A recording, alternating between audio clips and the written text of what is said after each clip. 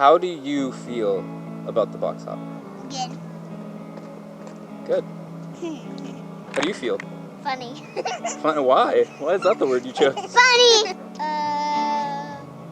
Bad? Why?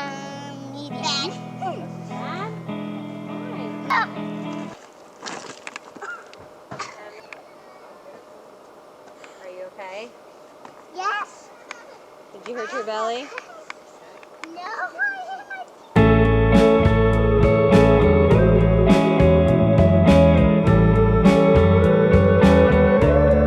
Come along, children. Papa, why can I climb Come up along, here? children. Why can I climb up here? I don't want you to fall down. You won't. You say that. It's harder than you think. Let me see. Shoot. She fell in the event hole. You're alright. Blood's okay. You good? Okay. Listen, don't play with it anymore, okay? Alright. Pop. Okay. That's Love you. Your little chair. Hey! Hey, who's up there? Hey! Alright, big wins. Essie fell in the vent today. Duct work on the first floor. If you look at these holes, last week they were holes. This week, now they're ducks. Quack, quack. It's a beautiful sunny day in the Midwest. Not a drop of rain or water. Just a lot of mud. Don't know how that We're happened. used to stomping around in the mud. It's all right. Hockinghills clay. Coming off a lot of delays, we have been waiting patiently for the plumbing and the HVAC and the insulation, everything to start moving. Finally have the spray foams in, the first floor HVAC is in. I think they're going to be back for the remainder of the week to finish up HVAC upstairs, which is awesome. And then we'll have plumbers in next week. All of our rough-in inspections, fingers crossed, should be by the end of next week. And as soon as that happens, our builder's like ready to throw up drywall, get a roof on this thing, flooring in, all the fun things. All the fun things. The big thing with the spray foam, we get this question a lot, is how do you insulate it? Doesn't it sweat? Isn't there condensation? So what you see when you look at the house, anywhere we don't have spray foam, Exhibit A, Exhibit B, Exhibit C. The only reason we don't have spray foam on those walls is because they are not exterior walls. Anywhere that touches the outside gets spray foam. And then some of the areas that don't have spray foam on them, it would be because we're insulating from the outside in. There's this cool, sorry, loud noise. There's some exterior siding that we're putting on. We'll be able to insulate from the outside. So trying to keep the container as much as we can. Hey, leave Peepaw alone. Hey. Emery, stop. Emery, outside. Go. Go. Some of our delays we've had have been windows that just didn't get sized properly, like sliding doors that needed to get resized. So we had to send back and figure out a solution to it. Long lead time on those. And that's a longer lead time item. One of the windows in the kitchen really jacked with some of like our plumbing plans. So that's been an area of like figuring it out. All right, so let's show you where we had an issue with the windows in the bedroom. At the end cap of every bedroom are these beautiful, wide open, sliding glass doors, similar to the BoHo, how the full end cap of the container has a sliding door onto a balcony. That's the idea here. And what did we find out, Seth? Well, we and those with us ordered windows that were 8 feet wide. Shipping containers. Are 8 feet wide. Thank you. That's, I don't know how you can stretch a shipping container a little wider, but we realized was not gonna work. So then we had to reorder and figure out the lead time on four new sliding windows, which thankfully we've got a great relationship with our window rep, and they worked really hard and got us a really great lead time on it. So all in all, we're making the most of it. So another part of the delay story, but we're getting there for sure. A big difference this time around is Seth has not been cutting and fabricating personally on site. And before, that was like super convenient because we could double, triple check before like making your final cuts and reinforcements. And this time everything was done ahead of time, which was great in a lot of ways, until you run into this like situation where a window was placed a little bit higher than what was called for. When your plumbing is supposed to come down, what do you have to do about it? Yes, Estelle? I'm linking the door of my shirt. Okay, that's a good idea. Good job. High five. Thanks. So problem solving this window and the plumbing has been a feat. Seth was here. There's a plumber here. Every fixture, sink, toilet needs what's called a P-trap. Their proposal was to put the toilet P-trap through the ceiling and here, and then just run the plumbing here. In front of the window. Wasn't gonna work. I'm no designer, but that's probably not the greatest aesthetic that we're looking for. Maybe if they put clear pipes in so you could see through it, and then you flush your number 2 and you can just see it. Clear pipes. Too far. So obviously that wasn't gonna happen. Worked really hard with the plumber, with the builder, and then ran it by our architect to make sure that everybody was happy. And they weren't happy. Not everybody was happy with me.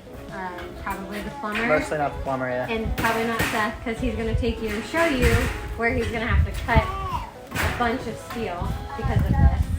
But it was the only solution I could come up with that wasn't putting that pipe right in front of your beautiful window.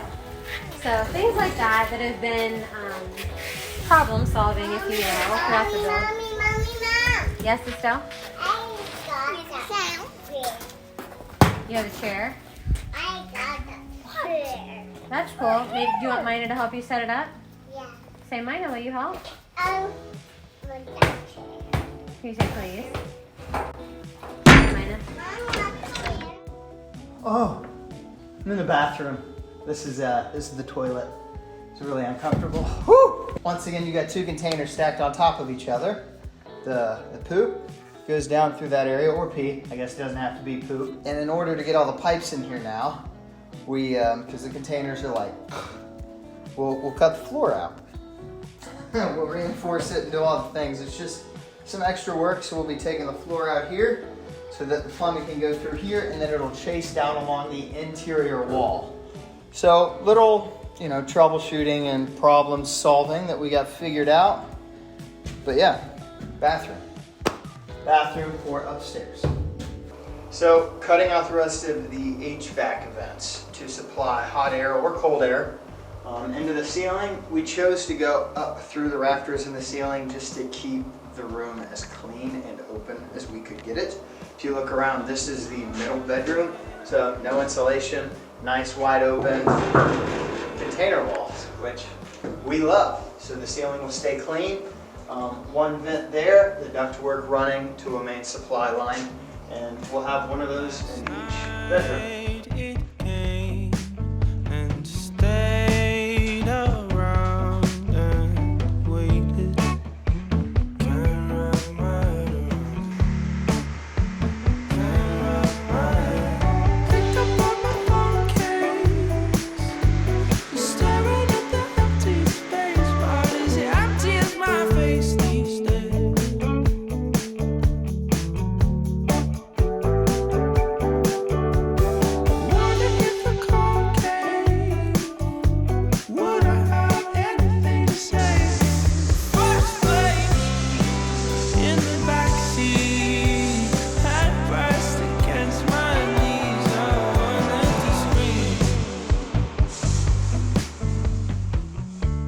Definitely a different experience having a builder, which has been a huge blessing. We're actually so grateful for the GC that we have that's helping us.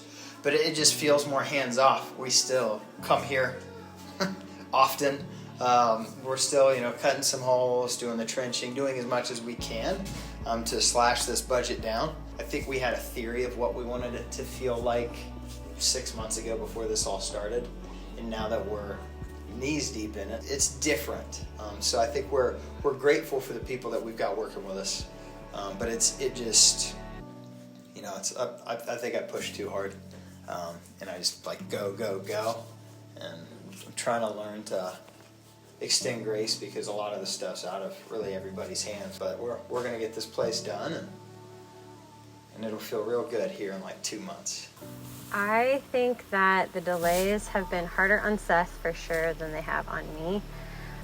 He is just like so fast paced, and it's true. Like when he was the one doing all of the work, he was the one that was there every night after his day job. It was really easy to like pick up the pieces and like fill in the gaps anywhere in the schedule. And it's hard being like the support system when he's discouraged and frustrated. And in reality, like we probably have a skewed perspective on what this process is when you use all contracted work, and it's not just like you exhausting yourself. At the end of the day, it is frustrating. You always want it to move faster than what it does, but it's part of the process we're learning. And to be quite honest, on my end of things, I've been just like working away at ordering materials, ordering appliances, ordering all of the fun things that are going to be going in the home. It's giving me a little bit of a cushion on like the lead times that I need to get stuff in, but nonetheless, not worth it. Like those things will still come in. Delays stink no matter what. So, yeah, I think that's how I'm feeling about it personally. I think everyone's doing the best they can, doing a great job. It's definitely like a trial and error, being that this is our first build that we're not fully hands-on, and we're just learning what pieces work, what pieces don't, what pieces we want to like modify and change to make the process just as seamless as we can moving forward. So I think it's just all part of the learning curve, and we're making it happen, and it'll be great. It's gonna be great. It is great. Everything's great. You can watch our story here, the BoHo, the OG, too much to handle. Like and subscribe to this video. Leave me a comment if you think this song sucks. I can handle it. For now, I'll just go.